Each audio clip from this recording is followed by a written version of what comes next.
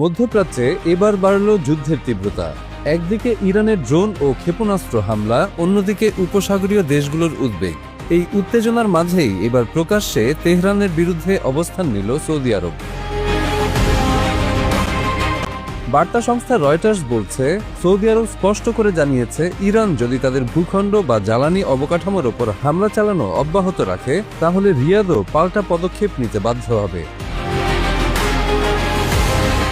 ইরানের পররাষ্ট্রমন্ত্রী আব্বাস আরাকচির সঙ্গে ফোন আলাপে সৌদি পররাষ্ট্রমন্ত্রী পরিষ্কার ভাষায় বলেন, রিয়াদ সংঘাত নয়, কূটনৈতিক সমাধান চায়, কিন্তু হামলা চলতে থাকলে পরিস্থিতি পাল্টে যেতে পারে।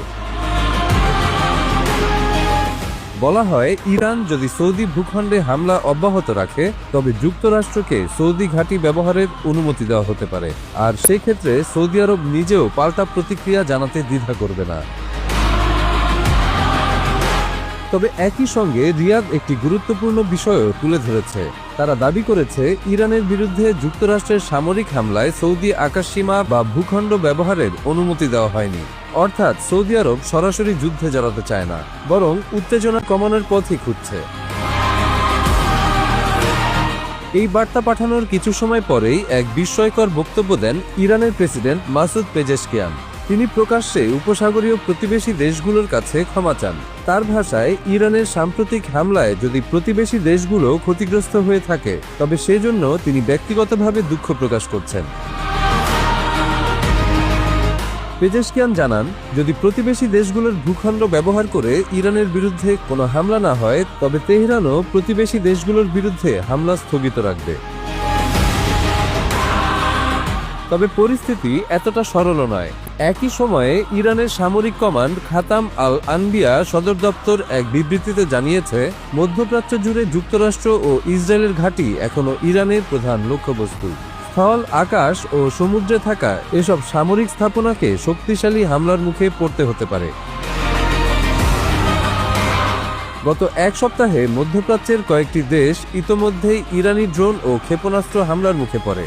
সংযুক্ত আরব আমিরাত, কুয়েত, কাতার, বাহরাইন ও সৌদি আরব প্রায় সব দেশই আকাশ প্রতিরক্ষা ব্যবস্থা সক্রিয় করতে বাধ্য হয়েছে। এতে পুরো উপসাগরীয় অঞ্চল যুদ্ধক্ষেত্রে পরিণত হয়েছে। এই সংঘাতের সূত্রপাত ঘটে ফেব্রুয়ারির শেষ দিকে।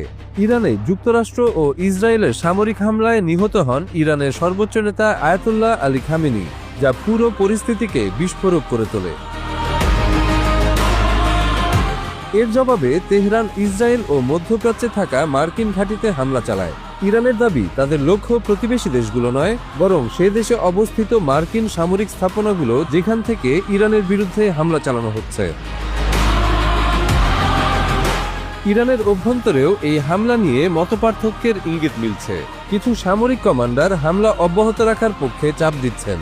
তাদের অভিযোগ, মধ্যপ্রাচ্যের কিছু দেশ যুক্তরাষ্ট্রকে গোয়েন্দা তথ্য দিচ্ছে এবং তাদের আকাশসীমা ব্যবহার করে ইরানে হামলা করতে অনুমতি দিচ্ছে।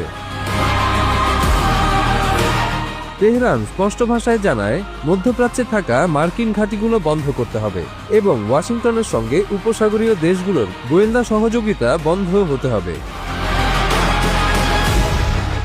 সব মিলিয়ে পরিস্থিতি এখন অত্যন্ত নাজুক।